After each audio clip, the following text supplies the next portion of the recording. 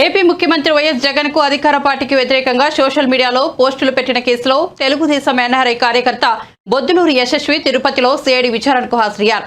తన తల్లి అనారోగ్యం పాలవడంతో చూసేందుకు అమెరికా నుంచి వచ్చిన యష్ను గత నెల 23న శంషాబాద్ విమానాశ్రయంలో పోలీసులు అరెస్ట్ చేశారు. అక్కడి నుంచి గుంటూరు తీసుకెళ్లిన సిఐడి పోలీసులు 4 గంటల పాటు విచారించి 41A నోటీస్ ఇచ్చి విడిచిపెట్టారు. ఇందులో భాగంగా సిఐడి విచారణ కోసం ఆయన తిరుపతి వచ్చారు. ఆయనకు మద్దతుగా పలువురు టీడీపీ నేతలు కార్యకర్తలు కూడా తిరుపతి చేరుకున్నారు. మొన్న 23వ తారీఖు నేను ఇండియా వచ్చాను మా తల్లిగారిని చూడటానికి, అనారోగ్యంగా ఉన్న తల్లిగారిని చూడటానికి. సిఐడి పోలీసులు నన్ను ఎయిర్పోర్ట్లో అదుపులోకి తీసుకొని 41A నోటీసులు ఇవ్వడం జరిగింది గుంటూరు తీసుకొచ్చి. ఆ 41A నోటీసుల్లో 2 ఎఫ్ఐఆర్లలో నేను ఇవాళ ఇన్వెస్టిగేషన్కి హాజరవడం జరిగింది.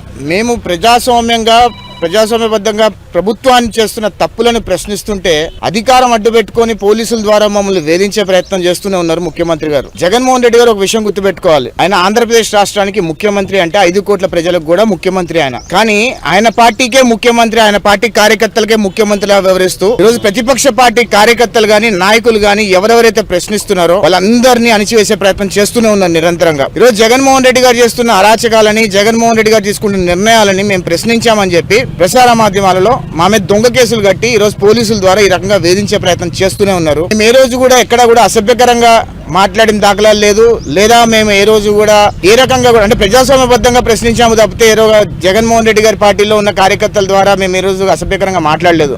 జగన్మోహన్ రెడ్డి గారి ప్రభుత్వం ఇంకొక 2 నెలలు మాత్రమే ఉంటుంది. అందరికీ జగన్మోహన్ రెడ్డి గారి వల్ల ఆంధ్రప్రదేశ్ రాష్ట్రానికి ఒరిగిందేమీ లేదు. ఆయన ముఖ్యమంత్రి అయిన తర్వాత ఆంధ్రప్రదేశ్ రాష్ట్రానికి 10.5 లక్షల కోట్ల రూపాయల అప్పులు తీసుకొచ్చి రాష్ట్రాన్ని అధోగతి పాలు చేసి, రాష్ట్రాన్ని సర్వనాశనం చేసి, ఈరోజు రాష్ట్రంలో యువతకి భవిష్యత్తు లేకుండా, రాష్ట్రంలో ఒక రూపాయి పెట్టుబడి తీసుకోకుండా, రూపాయి సంపద సృష్టించకుండా, రూపాయి అభివృద్ధి చేయకుండా, కనీసం ఒక ప్రాజెక్టు పూర్తి చేయకుండా, రోడ్డు మీద తట్టి మట్టేయకుండా రాష్ట్రాన్ని ఏ రకంగా సర్వనాశనం చేశారో రాష్ట్ర ప్రజలందరూ గ్రహించారు. రాబోయే ఎన్నికల్లో జగన్మోహన్ రెడ్డి గారిని చిత్తుగా ఓడించడానికి ఆంధ్రప్రదేశ్ రాష్ట్ర ప్రజలందరూ కంకణం కట్టుకొని కూర్చున్నారు. అంటే వాయిదా ఏం అడగలేదు, చెప్పలేదండి. వాళ్ళు రెండు కేసెస్లో మాట్లాడటం జరిగింది. వాళ్ళు ఏదో వీడియోలు చూపించారు, వాళ్ళు నా వీడియోస్ కూడా కాదు, నేను మాట్లాడిన మాటలు కూడా కావు.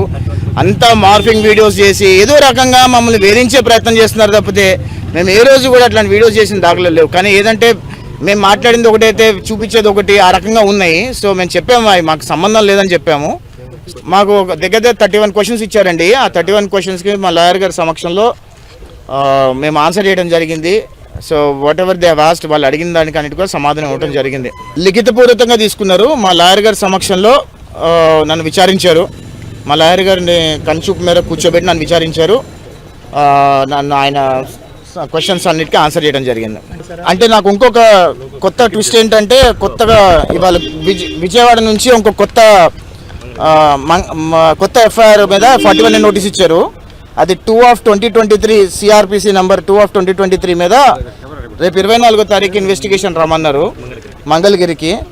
ఇది కొత్త ఎఫ్ఐఆర్. మాకు అంటే ప్రతిరోజు ఒక న్యూస్ అన్నమాట. మమ్మల్ని ఏ రకంగా వేధించాలి, ఏ రకంగా వెంటాడాలి, మా గొంతులు ఏ రకంగా నొక్కేయాలి అనే ప్రయత్నం చేస్తున్నారు ఈ ప్రభుత్వం. బహుశా అన్నిటికీ సిద్ధంగా ఉన్నాము, తప్పకుండా అన్ని రకాల విచారణలకు ఎదుర్కొంటాము. మేము ఏ రోజు ఎక్కడ తప్పు చేయలేదు, ఎక్కడ కూడా జగన్మోహన్ రెడ్డి గారి అన్యాయాలు మాత్రమే ప్రశ్నించాము. ఏ రోజు కూడా అన్పార్లమెంటరీ కానివ్వండి, ప్రజాస్వామ్యబద్ధంగా మాట్లాడని తప్పితే అన్పార్లమెంటరీకి ఎక్కడ మాట్లాడలేదు. కాబట్టి జగన్మోహన్ రెడ్డి గారు ఎన్ని కేసులు పెట్టినా అన్ని కేసులు